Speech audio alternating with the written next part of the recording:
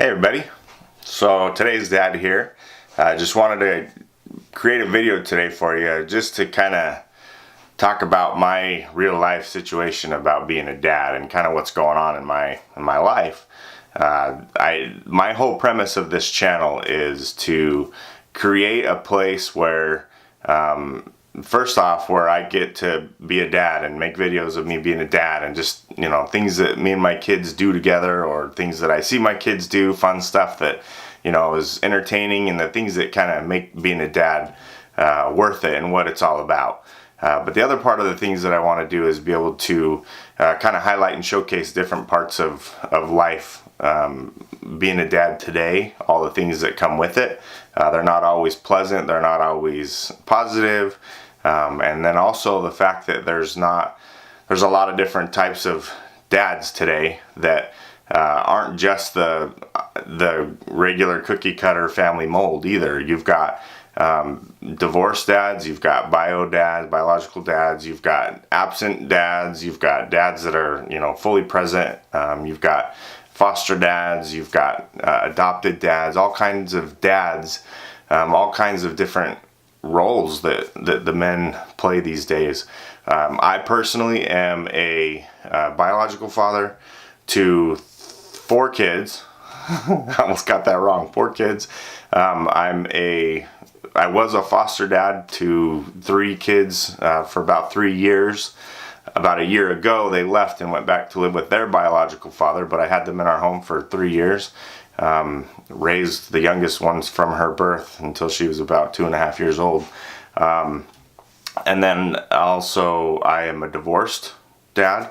So my oldest that I have, who's 9 years old, he goes back and forth between his mom's house and my house. So we have to deal with that whole co-parenting issue.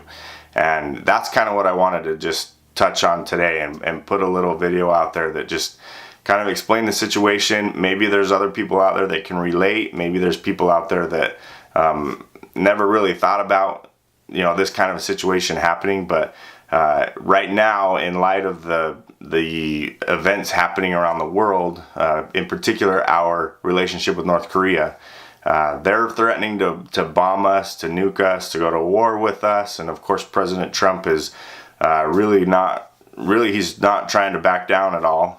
He's putting up a strong front. He's talking big, good or bad. It just means that and with North Korea and Kim Jong-un's actions and everything, it seems that we really might be going to war soon. Well, here's where it gets kind of interesting in my life. My ex-wife, who we've gotten along great for the last couple years or so. It was rocky for the first 7 years, but for the last 2 years it's been pretty good. In fact, just this year when my wife and I bought a house where we live right now, a few months after that, my ex-wife, she also ended up purchasing a house in our neighborhood. Because we've been getting along so well, because we live very close to our son's school, it makes the exchanges, it makes the picking up, dropping off school, all that so much easier. And then also when she's needed us to watch Dylan, our son, and then also to watch her daughter from her other marriage,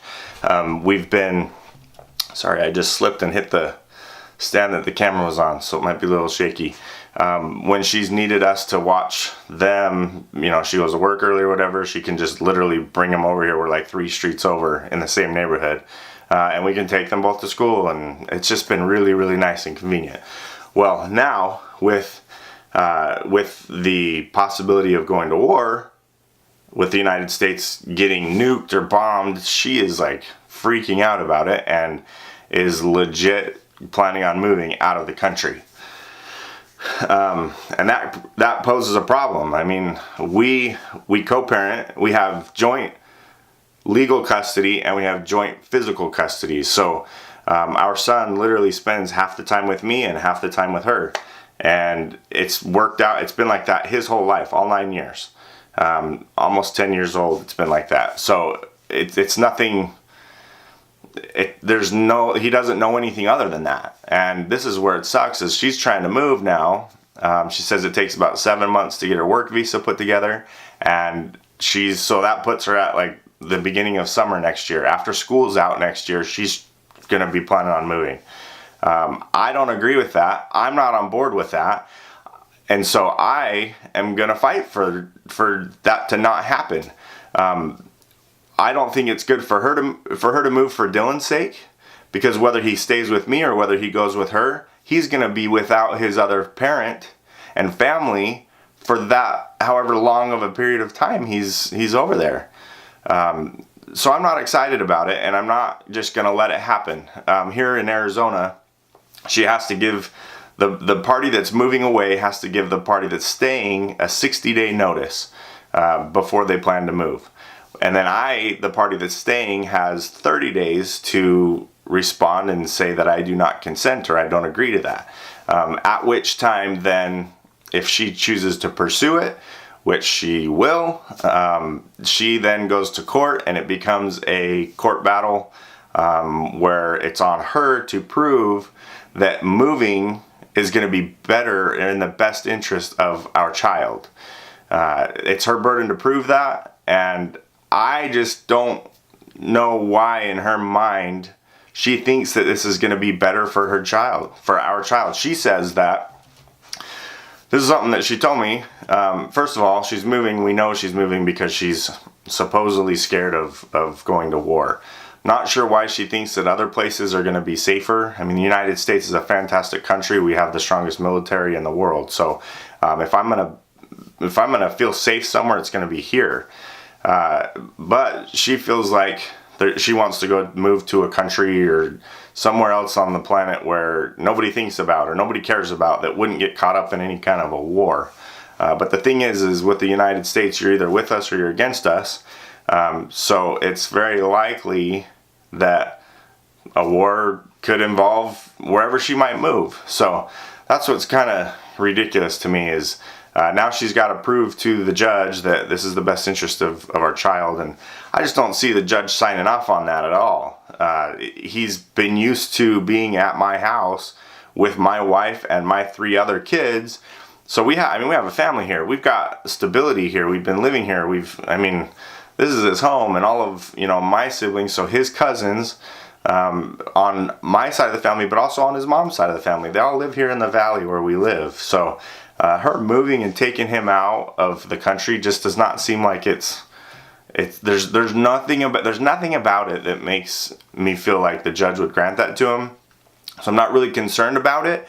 But even if she doesn't win this fight in the courts, she's then gonna what? She's gonna move still. If she moves, for me personally, right, not a big deal. I don't care where she goes. But the problem is then Dylan's without his mother, and that's a problem. He's going to be, if the judge requires that he stays here with me, he's going to be here for, let's say, 6 months at a time for school, and then he gets to see her maybe for a winter break or something, and then he comes back to school here, and then he gets to see her like for some summer. It just doesn't seem like that's going to be good for him either. I don't know if the judge is really going to buy that. I just hope that it doesn't happen, period. It's one of those things that I have to deal with right now, and I'm going to have to go to pay a bunch of money for an attorney probably to fight this and to fight to keep him with me, just like I've had to do before with her. Back when he was little, when she got remarried after her and I split, she got remarried, and then shortly after she got remarried, they tried to fight for custody of our son, and they tried to fight for full time with our son and just give me 10 hours of supervised visitation a week. Ridiculous. After I had been having him 50-50 time. The judge didn't buy it then. He's not going to buy it now, but if she moves out of the country, that's not good for anybody. Obviously, I wish she would stay close. Not because I have some affection for her, but because for our son, that would be the best thing. That's just something that I got to deal with right now. It's a fight that's been happening over text conversations the last 3 or 4 days. Hasn't happened yet. If there's one thing that I can say about my ex that she's proven, is that she changes her mind all the time. So This may or may not blow over, and a lot of things might happen between now and next summer, but supposedly she's already getting the process started to get her work visa so that she can peace out. I could not imagine the idea of a judge granting that she gets to take my son away from me for however long at a time. I can't imagine that. So I'm really going to hope that that just doesn't ever happen, that it can't happen. But even better, I hope she stays too, so that this doesn't even have to be like a fight or a battle, or it's going to be a lot of stress and cost us a lot of money. It's just not something that parents should have to deal with, and it's kind of an extreme thought. I don't know if anybody else out there is having to deal with this, or maybe you're the one that wants to move out of the country also. I don't know. Let me know. Put in the comments on there. I love the feedback. I love the interaction. But let me know if somebody else is dealing with this kind of crap too, because it sucks. If she were to move, for example, if the judge were to let him take her, well then what? Do I get summers with him? The whole summer? That'd be cool, right? Because right now, as I've had it for the last 9.5 years, I don't get full summers. We still split those back and forth. But the thing is, that's when we're able to take family vacations and things like that. So, yeah, I'd have a full summer. That'd be great. But then for the rest of the year, what? Do I get him for Christmas time? Do I get him for a spring break, winter break, fall break? I don't know. And I certainly don't have the money to be paying for flights back and forth for all these times. So that would suck. But then flip that too. If he's with me all year, do I have to give up my full summer for him to go back to his state to see his mom? I don't want to do that. Like, then literally I get him for all the school time and all the time that's no fun, but then I gotta give up all my summers and holidays so that she has him? No. My first thought was, if you're gonna move away, fine. But he's not going, and you can't take him without my consent and without a judge signing off on it. So if you go, okay, fine, but I'm not giving up all my summers, I'm not giving up all my winter breaks, all that stuff. So we still keep our holiday schedule as it is, where things are rotating, alternating. So that's equally distributed still. But with summers, not giving up a whole summer, maybe half a summer. So when she thinks she'll have a full summer, my hope is that it's split in half. So that I still get my chance to have him where he doesn't have to go to school and worry about all that stuff. So I don't know. This is what I got to deal with. This is my life today. And as a dad, I've got my wife and my kids here that obviously my responsibilities that I have already, but then there's this other side of it, dealing with the ex-wife and co-parenting, that makes being a dad today more difficult. Let me know what you think. Give me your comments, like the video if you like it, whatever. But this channel is more about like being real and talking about real issues and talking about the joys and sometimes the not joys of being a dad. So let me know. And if there's any women out there, wives, mothers, daughters, if you have a dad, then this channel can apply. If you are married to one that is a dad, if you want your spouse to be a dad someday, this channel very much applies. So I appreciate you coming in and taking a look. Tell everybody about it. Invite everybody over. Let's see if we can make this a really good place for fun stuff, but also informative stuff and some support and things like that. That's what's going on in my life. I'd love to hear about what's going on in yours. Thanks.